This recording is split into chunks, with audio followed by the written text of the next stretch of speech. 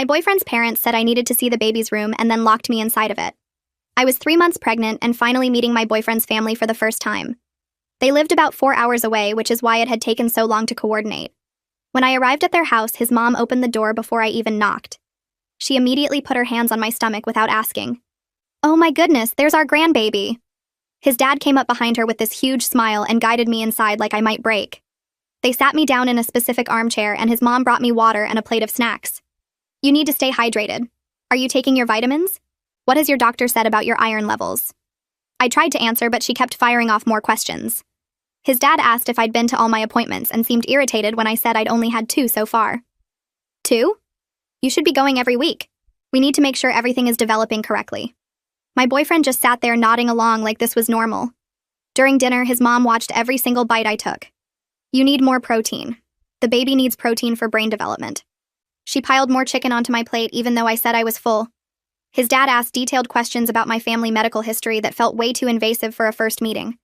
After dinner, his mom stood up and clapped her hands together. "We have something special to show you. We've prepared the perfect room for you and the baby."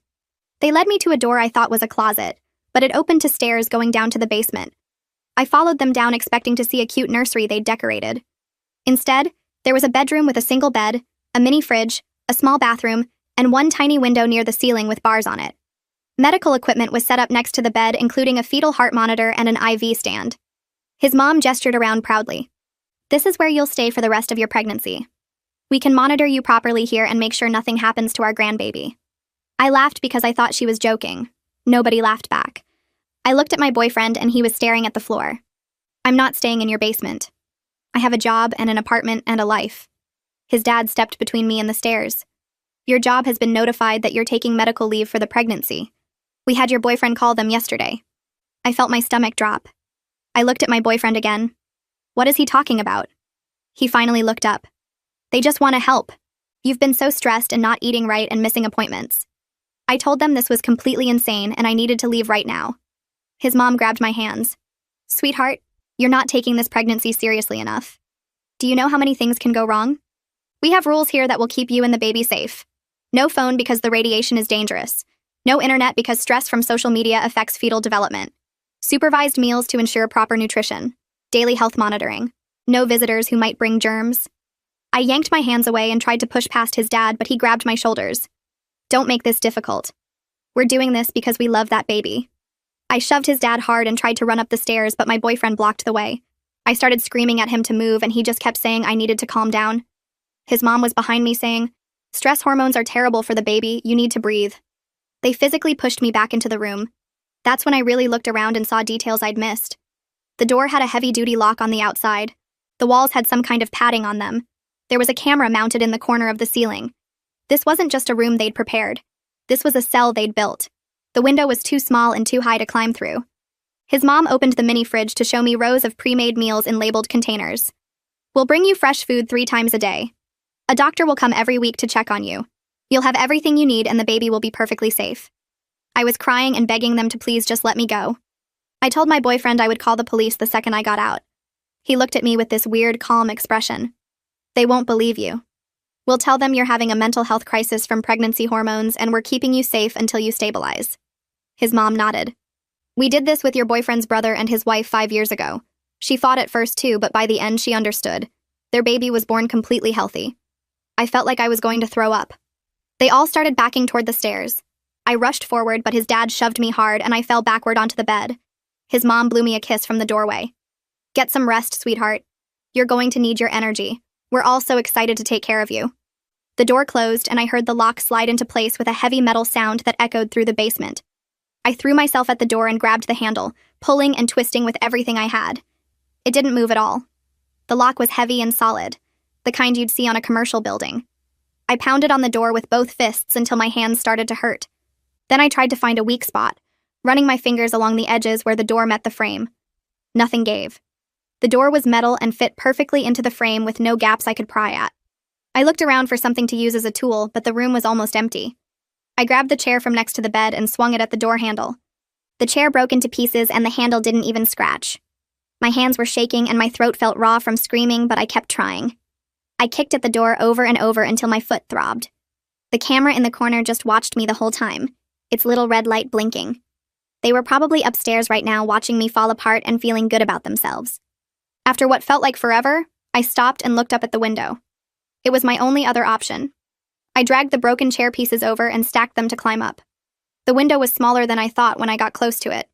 The glass looked thick and had wire running through it. I pushed against it, but it wouldn't budge. The bars on the outside were welded right into the concrete wall. I could see them going deep into the foundation on both sides. Even if I somehow broke the glass, the opening was maybe 12 inches wide. I couldn't fit through that, even if I tried. I pressed my face against the glass and looked up. There was a metal grate covering the window well outside, and it had a padlock on it. I was completely trapped. My legs felt weak, and I climbed back down. The chair pieces scattered across the floor when I kicked them. I walked over to the mini fridge because I needed to see what they'd actually prepared. When I opened it, the light came on and showed rows of plastic containers stacked neatly on every shelf. Each one had a label written in his mother's handwriting. Monday breakfast, Monday lunch, Monday dinner. The dates went on for weeks. I pulled one out and saw the full nutrition information listed below the date. Protein 28 grams, carbs 45 grams, fat 12 grams, vitamin C 100%. She'd planned out every single meal like I was some kind of lab experiment. The bottom shelf had prenatal vitamins in a little organizer with the days of the week marked. Next to that were water bottles lined up perfectly and juice boxes with straws already in them. Everything was arranged like a kid's lunchbox. My stomach turned and I shoved the container back inside and closed the door. The bathroom was just as bad when I checked it. No mirror anywhere, which meant I couldn't break glass to use as a weapon or tool. The medicine cabinet was empty except for toilet paper and soap. No razor, no tweezers, nothing metal or sharp. Even the toilet paper holder was built into the wall so I couldn't remove it. I turned on the shower and only warm water came out no matter which way I turned the handle. The pressure was weak, like someone had put a restrictor on it. They'd thought of everything. The toilet was the only hard surface, but it was bolted down solid. I sat on the edge of the bed and put my head in my hands. Every possible escape route was blocked. Hours passed before I heard footsteps on the stairs. The lock clicked and my boyfriend came in carrying a tray. He wouldn't look at me at all. He set the tray down on the small table and turned to leave right away. I stood up and tried to keep my voice calm even though I wanted to scream. I asked him how he could possibly think this was okay. He finally looked up, but his eyes slid away from mine almost immediately. He said his parents were doing this because they loved the baby and wanted to make sure nothing went wrong. His voice was flat, like he'd practiced the words. I told him this was kidnapping and abuse and completely insane. He just shook his head and said I didn't understand how dangerous pregnancy could be. Then he left and locked the door behind him. I looked at the tray of food and something inside me snapped. I grabbed the plate and threw it as hard as I could against the wall. Food splattered everywhere and the plate broke into pieces. I was screaming that I wanted out right now. I picked up the cup and threw that too. Then I pounded on the door again, yelling for someone to let me out. My boyfriend's voice came through the door. He said that starving myself would only hurt the baby. He told me if I didn't eat, they would have the doctor put in a feeding tube and force feed me. His voice was still calm and matter-of-fact. I heard his footsteps going back up the stairs. I slid down the wall and sat on the floor surrounded by broken dishes and food. My whole body was shaking. That night I couldn't sleep at all. I lay on the bed staring at the ceiling and listening to every sound from upstairs. Footsteps walked across the floor above me every 20 or 30 minutes. At first I thought it was just someone getting up to use the bathroom, but the pattern was too regular. The steps would walk from one end of the house to the other, pause, then walk back. After a few hours, I realized what was happening. They were taking turns watching the camera feed. Someone was always awake making sure I didn't try anything. The footsteps came like clockwork all through the night. I counted them to stay sane. By the time light started coming through the small window, I'd counted over 40 trips across the ceiling. Morning came and I heard someone coming down the stairs. His mother unlocked the door and came in with another tray. She had the same big smile on her face like nothing was wrong. She looked at the food dried on the wall and the broken dishes on the floor. She made a comment about how I'd redecorated the place. Her voice was cheerful, like she was joking with a friend. She set the new tray down and said she'd bring me cleaning supplies after I ate breakfast. She acted like I was a guest at her house instead of a prisoner in her basement. I just stared at her. She patted my shoulder and told me to eat up because the baby needed nutrition. Then she left and locked the door again. I decided to try a different way. When she came back with the cleaning supplies, I spoke calmly and asked her to explain what she thought this would accomplish. I told her this was kidnapping and she would go to prison for it. She set down the bucket and mop and came over to me. She took my hand and patted it like I was a confused child. She said that concerns like mine always went away once the baby was born healthy. She told me I would understand eventually, just like the others did. Her voice was so sincere and kind that it made everything worse. She actually believed she was helping me. I pulled my hand away and she just smiled and told me to clean up when I was ready. She went back upstairs, humming to herself. That afternoon, I heard multiple people coming down the stairs. His mother unlocked the door and came in first. Behind her was a man carrying medical equipment. She introduced him as Dr. Wallace and said he was here for my first proper prenatal appointment. I recognized him from pictures I'd seen of their church. He started setting up a portable ultrasound machine on the table while his mother talked about how important it was to monitor the baby's development. I backed into the corner as far from them as I could get. I told them I wasn't letting anyone touch me. Dr. Wallace didn't even look up from his equipment. He just kept arranging his tools like I hadn't spoken. His mother's smile finally dropped a little and she called up the stairs for his father. I heard heavy footsteps coming down and knew this was about to get much worse. His father came through the door and walked straight to me without saying anything. I tried to back away, but there was nowhere to go in the small room. He grabbed my arms and pushed me down onto the bed, holding my shoulders against the mattress with his full weight. I kicked and twisted, but he was too strong, and Dr. Wallace moved in with his equipment like this was a normal appointment. His mother stood by the door watching with her arms crossed. I screamed for them to stop, and his father pressed down harder, making it difficult to breathe. The doctor pulled up my shirt and squeezed cold gel onto my stomach without warning. I was crying and begging them to please just let me go, but nobody responded. Dr. Wallace moved the ultrasound wand across my skin and stared at the small screen he'd set up on the table. He made notes on his clipboard between checking the monitor. His mother asked if everything looked good, and he nodded without looking up. The whole examination took maybe 10 minutes, but it felt like hours with his father's hands digging into my shoulders. When the doctor finally stepped back, his father let go and I curled onto my side, sobbing. Dr. Wallace wiped off his equipment and packed it away in his bag. His mother came over and tried to pat my head, but I jerked away from her. The doctor told them the baby appeared healthy based on the measurements and heartbeat. Then he said my stress levels were concerning for fetal development and could cause problems if they continued. His mother nodded like this confirmed everything she'd been saying. She told the doctor that's exactly why they needed to keep me calm and controlled here, where they could monitor everything properly. Dr. Wallace agreed and said he'd check on me again next week. They all left and locked the door, and I stayed curled on the bed shaking. The next 2 days I barely moved except to use the bathroom and pick at the food they brought. But I was watching everything. I studied every inch of that room looking for any weakness I could use. The padding on the walls was thick industrial material bolted straight through to concrete behind it. I tried pulling at the edges, but the bolts were sunk deep and I couldn't get any leverage. The bed frame was metal and welded together, then bolted to the floor so I couldn't even slide it. The mini fridge was too heavy to lift and had no removable parts. The bathroom fixtures were all one piece installed into the walls. Even the toilet paper holder was recessed into the wall with no sharp edges. The small window had bars that were set into the concrete foundation, and the glass was reinforced with wire mesh inside it. The door was solid wood with metal reinforcement, and the lock was industrial grade on the outside. I counted the bolts holding the wall padding. I measured the room by walking heel to toe. I timed how long the light from the window lasted each day.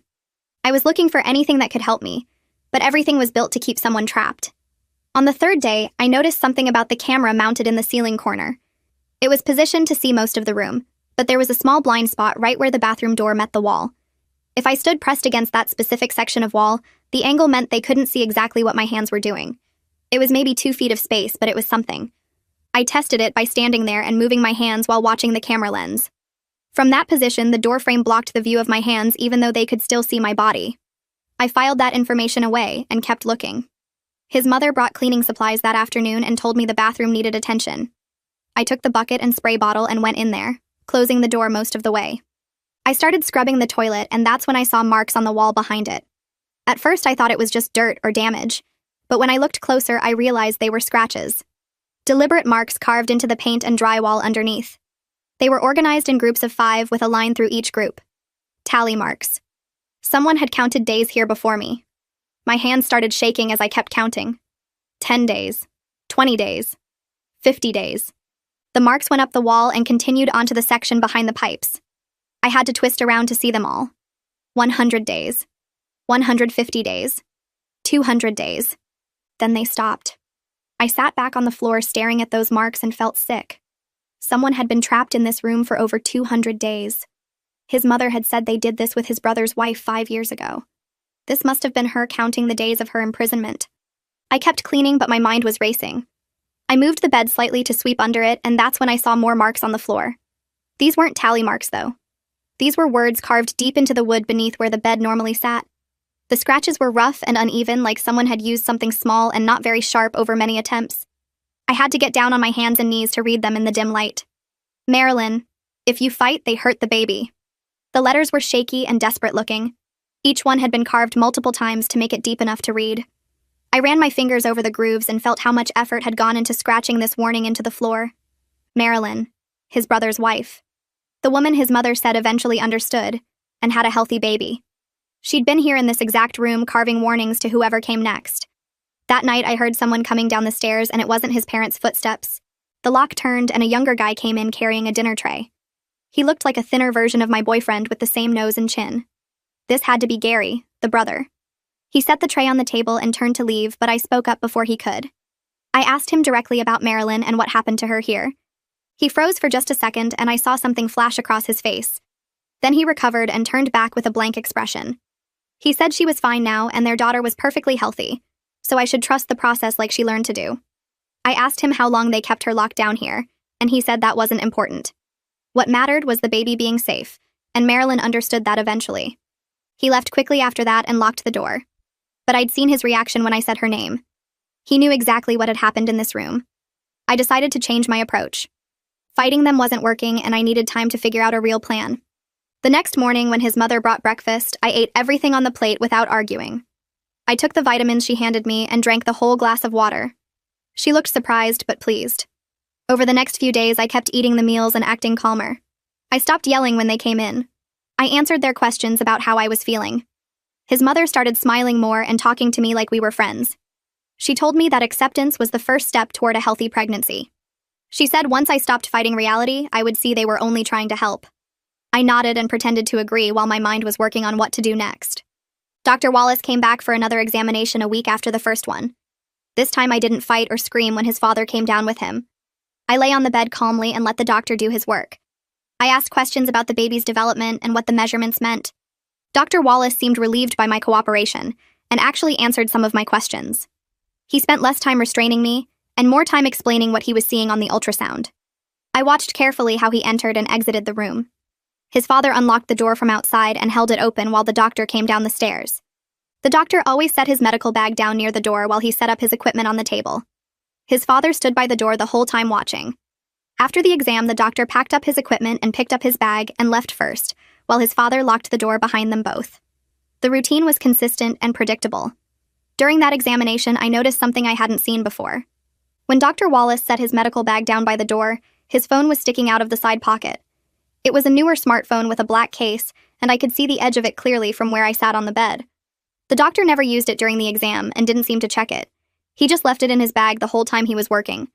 If I could get to that bag for even 30 seconds, I could call for help. But his father was always standing right there by the door watching everything. I would need a distraction or a reason for both of them to look away at the same time. I kept acting cooperative and compliant while I thought about how to make that happen. The next morning, I waited for his mother to bring breakfast, and when I heard her footsteps on the stairs, I got into position. I doubled over on the bed and started moaning loud enough for her to hear through the door. The lock clicked and she came in carrying the tray like always, but stopped when she saw me curled up and clutching my stomach. I made myself cry and grabbed at my lower abdomen like something was really wrong. She set the tray down fast and came closer, but she didn't look scared like I hoped she would. Her face was concerned but calm and controlled. I begged her to please call an ambulance because something felt terrible with the baby, and the pain was getting worse. I made my voice sound panicked and desperate while I rocked back and forth on the bed. She pulled out her cell phone, but instead of dialing emergency services, she called someone else. I could hear the phone ringing on speaker, and then Dr. Wallace answered. His mother described my symptoms in this detached medical way, while she stayed between me and the door the whole time. She told him I was having lower abdominal cramping, and appeared distressed, and asked if he could come examine me right away. He said he would be there in 20 minutes, and she hung up. I kept up the act and kept crying that we needed to go to the hospital now because what if something was really wrong?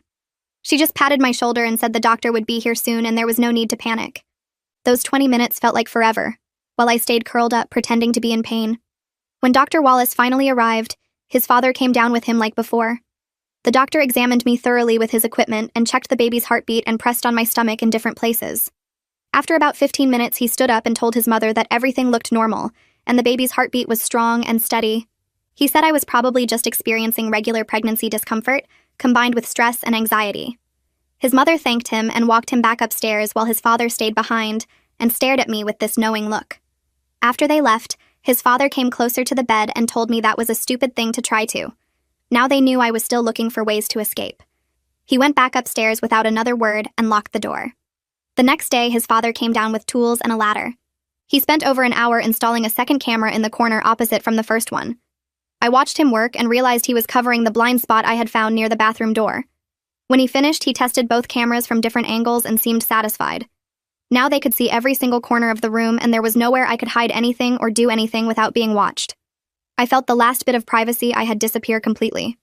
After he left, I looked around the room and understood that any plan I tried to make would be visible to them through those cameras. I started trying to keep track of how long I had been here by counting the meals they brought and watching the light that came through the small window. The light changed throughout the day so I could tell morning from afternoon from evening. I counted 3 meals as one day and tried to keep the numbers straight in my head since I had no way to write anything down. By my count, I had been locked in this basement for almost 2 weeks. Nobody from my job had come looking for me. Nobody from my apartment building had reported me missing. His parents had covered their tracks too well and made it look like I had just taken leave and gone somewhere voluntarily. The reality of how trapped I was started to sink in deeper. I thought about my coworkers and wondered if they believed whatever story his parents had told them. I thought about my landlord and my neighbors, and whether any of them had noticed I was gone. My boyfriend came down a few days later, and this time I didn't yell at him or bang on the door. I sat on the bed calmly and asked him quietly how he could do this to someone he said he loved.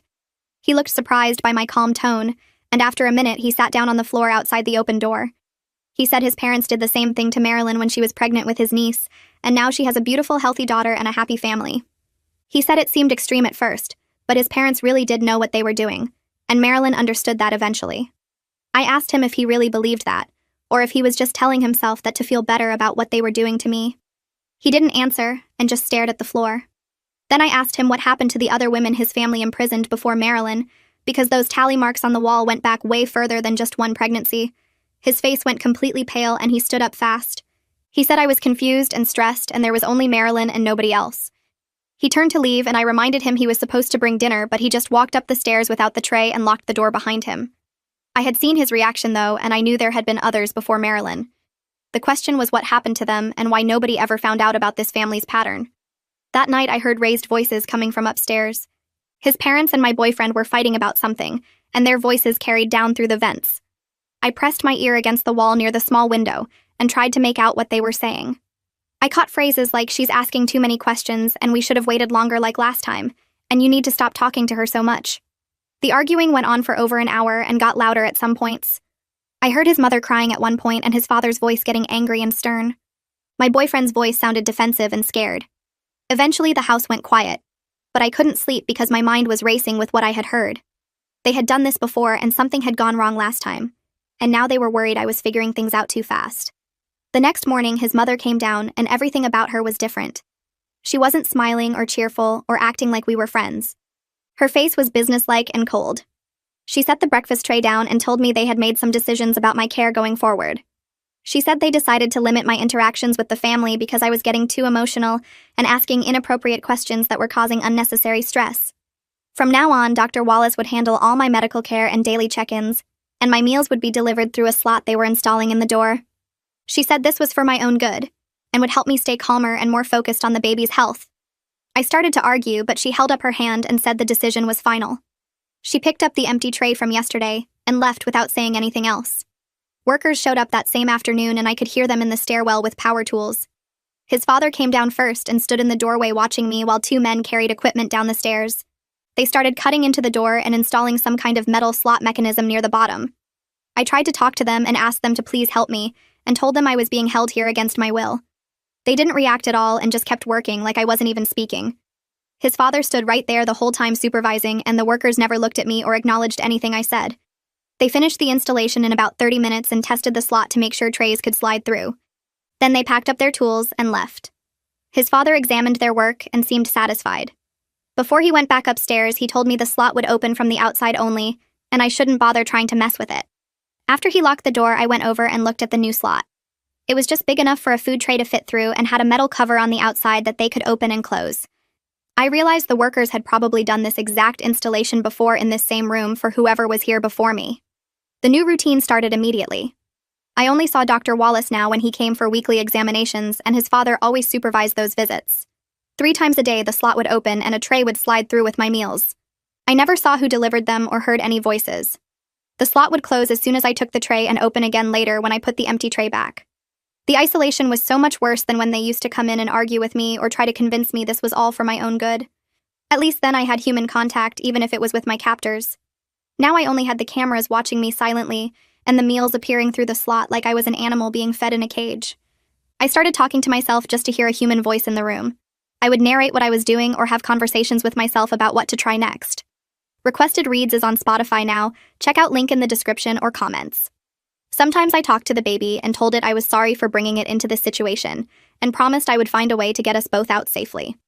The 4th week started, and I had nothing left to do except watch Dr. Wallace during his visits. He came every 7 days like clockwork and always followed the same pattern.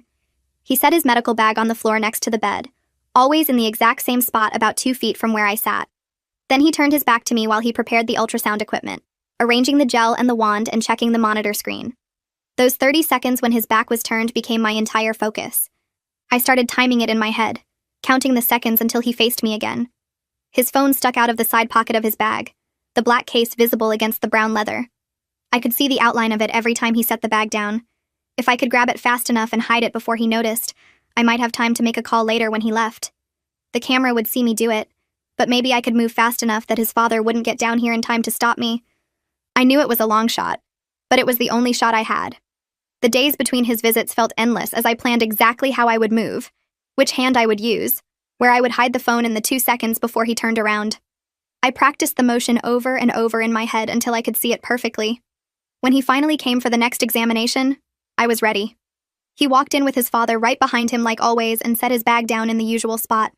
My heart was beating, so hard I thought they might hear it. He turned his back to set up the ultrasound and I lunged forward off the bed, my hand reaching for that side pocket. I got my fingers on the phone and started to pull it out, but he spun around faster than I expected. His hand clamped around my wrist and twisted hard, forcing my fingers open. The phone dropped back into his bag, and he kept twisting until I cried out and fell to my knees.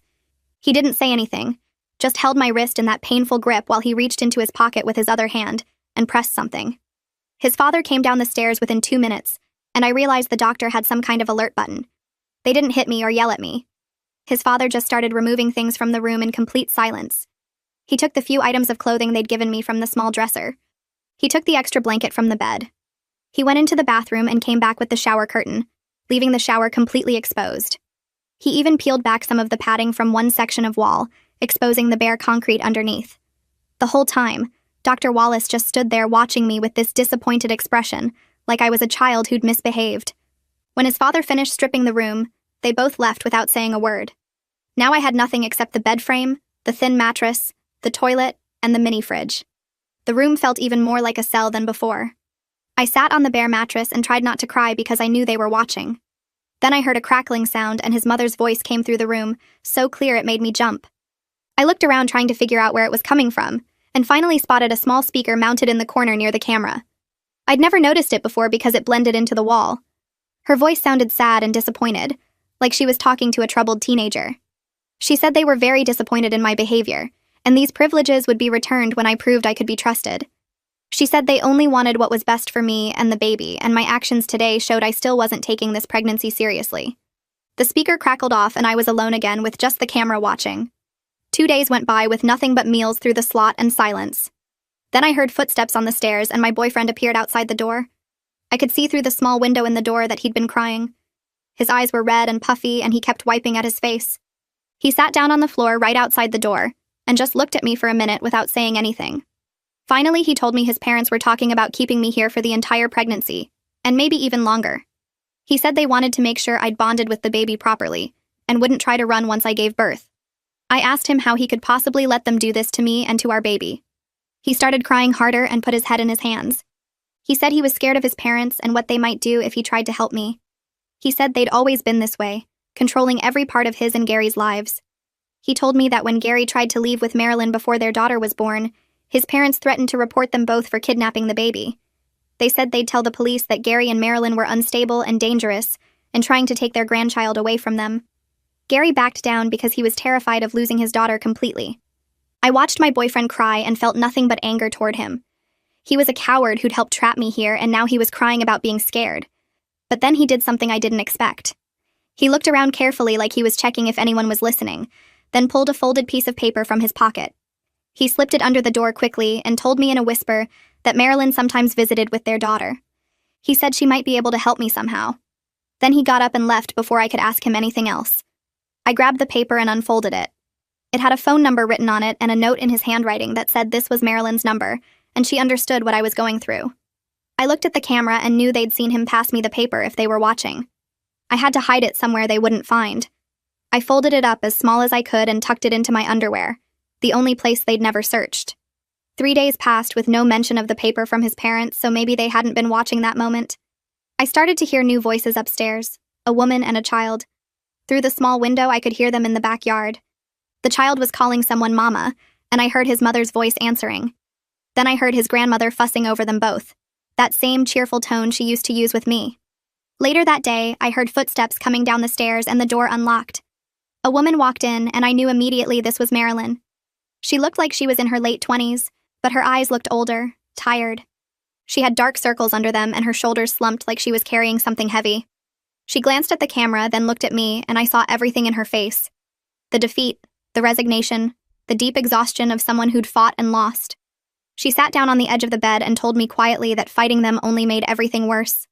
She said if I just cooperated and did what they wanted, they'd eventually let me have a kind of normal life like she had now. I stared at her and asked why she didn't just leave right now and take her daughter with her.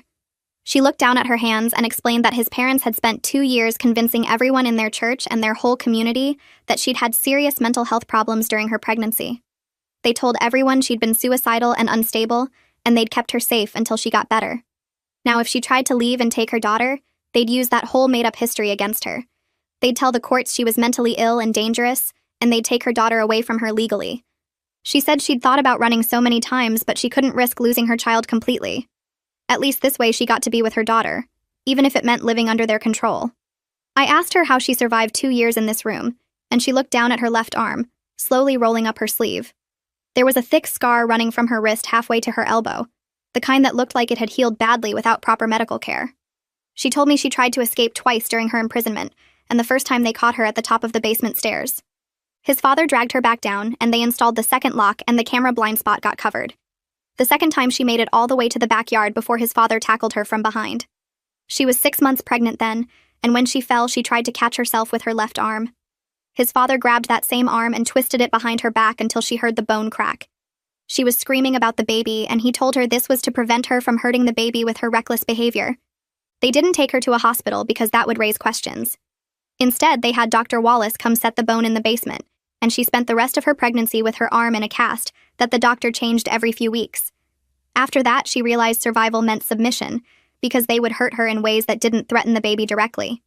She pulled her sleeve back down, and I could see her hand shaking.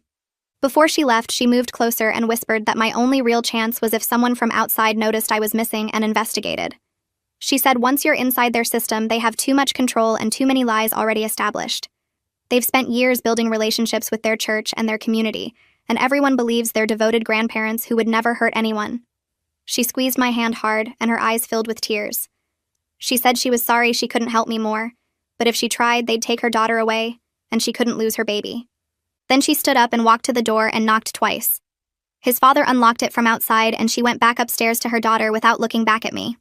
The days blurred together after that visit, and I started noticing changes in my body that meant I was entering my second trimester. The nausea got worse in the mornings, and I was so tired I could barely stay awake between meals.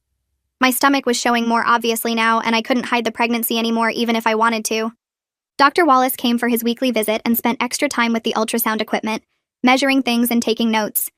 He seemed pleased with everything he saw and told his parents through the open door that the baby was right on track for development. His mother clapped her hands together and came down to see the ultrasound screen, pointing at the tiny form and cooing about how perfect everything looked. His father stood at the top of the stairs watching and nodding with approval.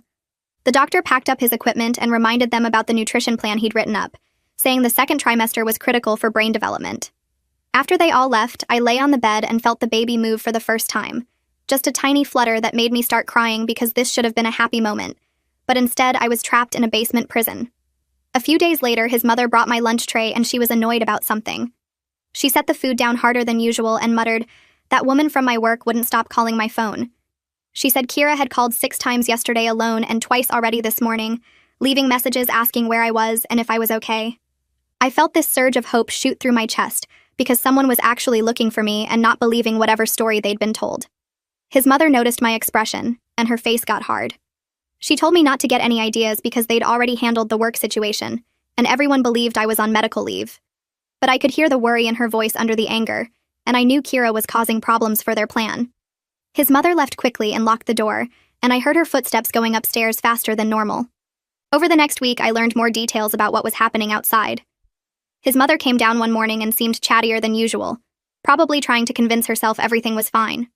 She mentioned that his parents told my job I had a family emergency and took sudden leave. They'd used my boyfriend to send emails from my account saying I needed time away and would be in touch when I could.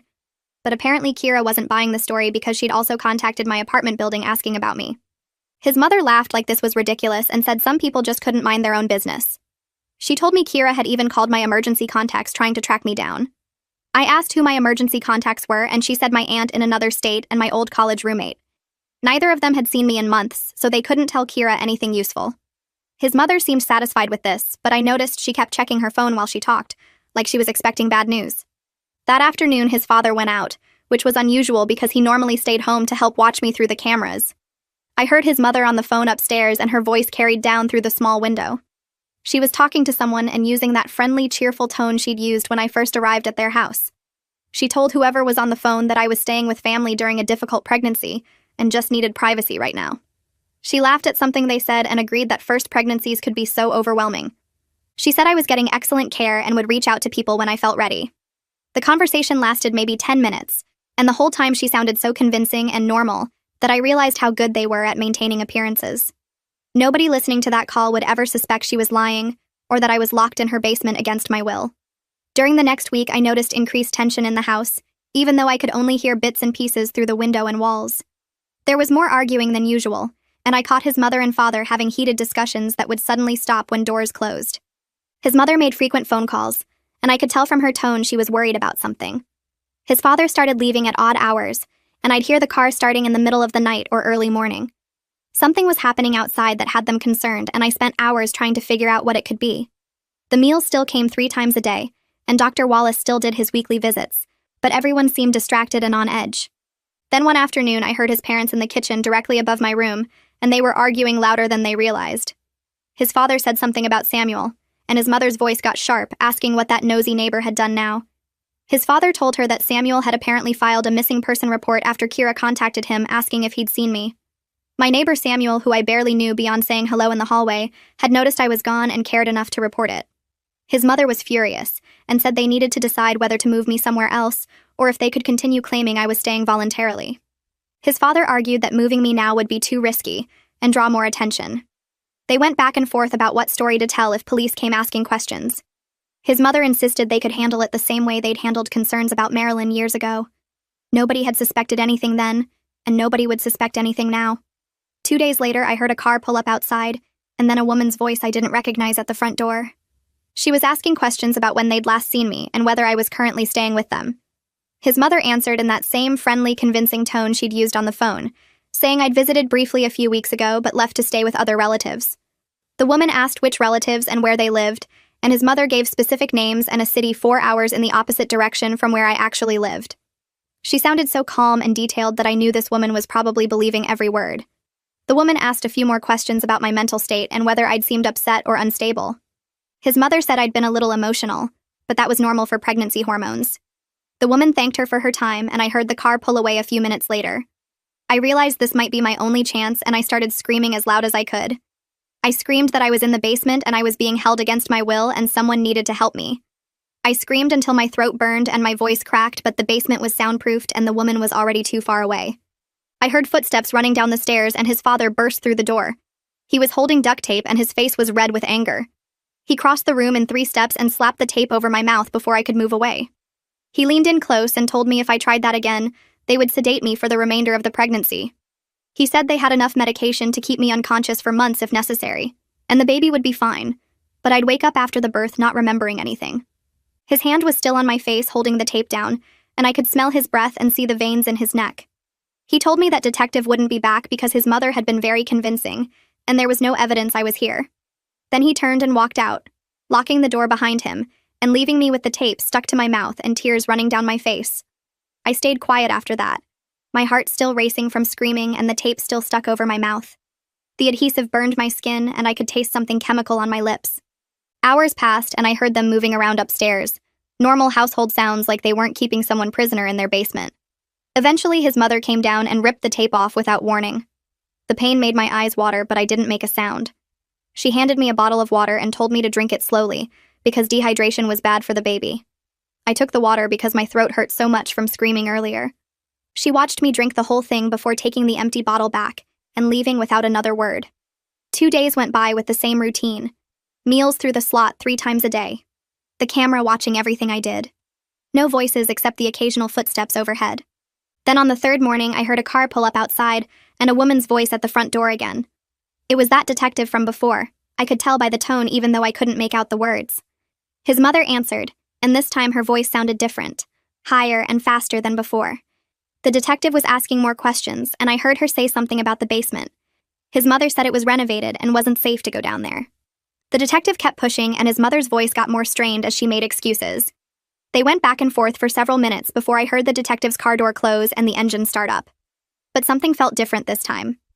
The detective didn't believe her. I sat on the floor after they left and realized this might be my last chance before they moved me somewhere else. I needed to leave proof I was here in case someone did search the house. I went into the bathroom and got down on my knees behind the toilet where I'd found Marilyn's message scratched into the wall. My fingernails were already short, but I picked the longest one and started scratching into the painted concrete. The paint came off in tiny flakes and the concrete underneath was rough and hard.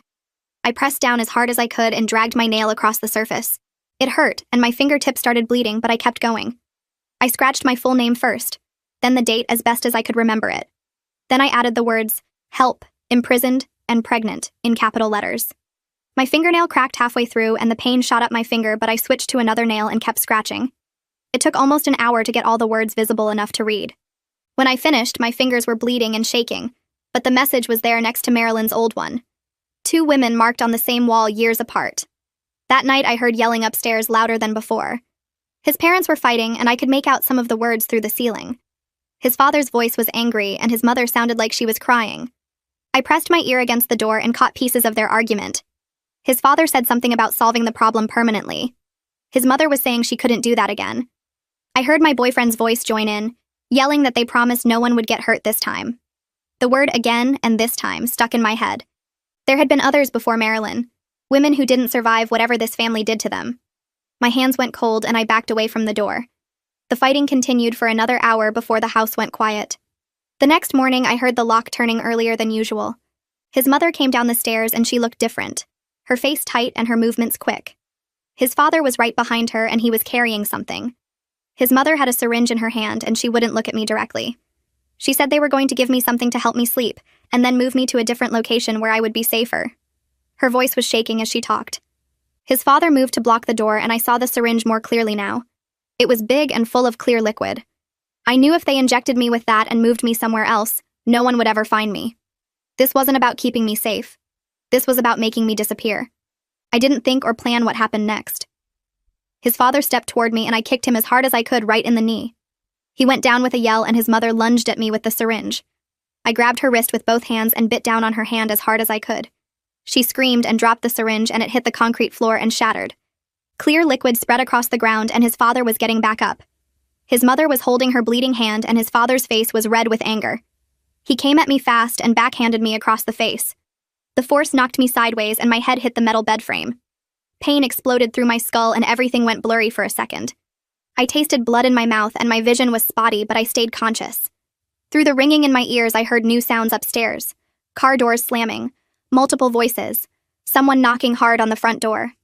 His father froze and his mother's eyes went wide. A woman's voice called out that this was the police and they had a warrant to search the property. It was the detective. She had come back. His parents looked at each other and his father ran for the stairs. His mother was trying to clean up the broken syringe with shaking hands. She kept looking at the blood running down my face from where I hit the bed frame. She grabbed my shoulders and her voice was desperate now. She told me I had to say I came here willingly, that they were just helping me through a difficult pregnancy, that everything was fine. Upstairs, I could hear the detective demanding to see the basement. His father's voice was loud, saying the warrant didn't cover that area. There was a commotion and something crashed. Then I heard footsteps on the basement stairs. Multiple people coming down fast. His mother was still trying to wipe up the blood on the floor with her sleeve. The lock turned and the door swung open. Detective Herrera stood in the doorway with 2 other officers behind her. She looked at the room and took in everything in one sweep. The camera in the corner, the locks on the outside of the door, the bars on the window, the medical equipment, the blood on my face and the floor. My face must have shown everything because she didn't ask any questions. She pulled out her radio and called for medical assistance immediately. His mother started talking fast, trying to explain, but the detective cut her off and told her she was under arrest. One of the officers moved forward with handcuffs and his mother was crying now, saying they were just trying to protect the baby. His father tried to run. I heard shouting from upstairs and then the back door slamming. Through the tiny window, I saw him running across the backyard, but 2 officers were already there. They tackled him into the grass and he fought, but they got the cuffs on him within seconds. My boyfriend was found hiding in his car in the garage. They pulled him out and arrested him too. All 3 of them were taken away in separate police cars while I was still sitting on the basement floor. My head was pounding and I couldn't quite process that this was actually happening. That someone had found me. That I was getting out. The paramedics came down the basement stairs right behind the detective and I was still sitting on the floor where his parents had left me. My whole body was shaking so hard I couldn't make it stop. One of them knelt down next to me and started asking questions about where I was hurt and how far along I was in the pregnancy. I tried to answer, but my teeth were chattering and the words came out wrong. The other paramedic opened a big medical bag and pulled out equipment while the first one kept talking to me in this calm, steady voice.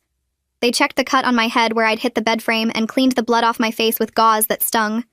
One of them pulled out a fetal heart monitor and asked if they could check on the baby. I nodded and lifted my shirt. The cold gel made me flinch, but then I heard the heartbeat through the speaker, fast and strong, and the paramedic smiled at me. He said the baby sounded good, and that I was safe now. They wrapped a blanket around my shoulders, even though I wasn't cold, and helped me stand up. My legs were wobbly, and one of them had to hold my arm to keep me steady as we went up the basement stairs. The house looked different now, with police officers everywhere taking pictures and writing things down. Detective Herrera was talking into her radio about needing more units and a crime scene team. They loaded me into the ambulance and one paramedic stayed in the back with me while we drove. He kept checking my blood pressure and asking me questions about pain and dizziness. The ride felt long, but he told me we were going to the hospital where they could do a full checkup and make sure everything was okay with me and the baby. The emergency room was bright and busy with people moving fast in every direction. A nurse took me to a private room and helped me change into a hospital gown. She was gentle when she touched my arm and asked if I needed anything for pain. More people came in to examine me. A doctor who looked at the cut on my head and said I might have a small concussion. Another nurse who took my blood pressure and temperature. They asked me to describe what happened, and I started talking, but then I couldn't stop crying. The nurse handed me tissues and rubbed my back while I tried to explain about being locked in the basement for weeks. She wrote everything down on a chart and told me they were going to document all my injuries for the police. They did an ultrasound, and I watched the screen showing the baby moving around.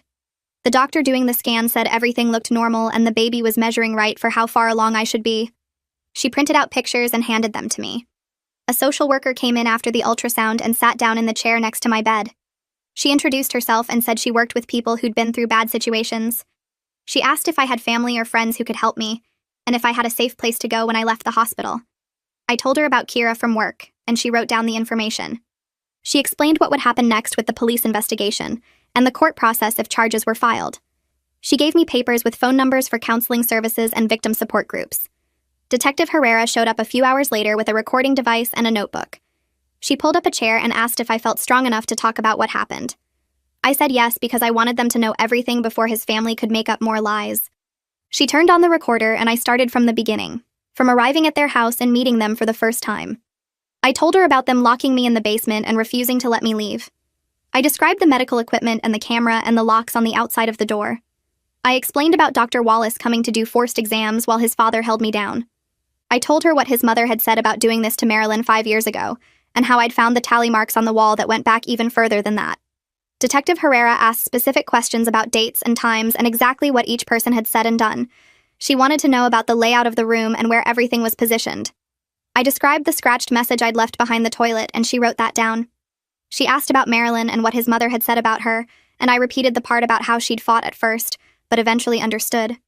The detective's face got tight when I said that, and she made a note about finding Marilyn and talking to her.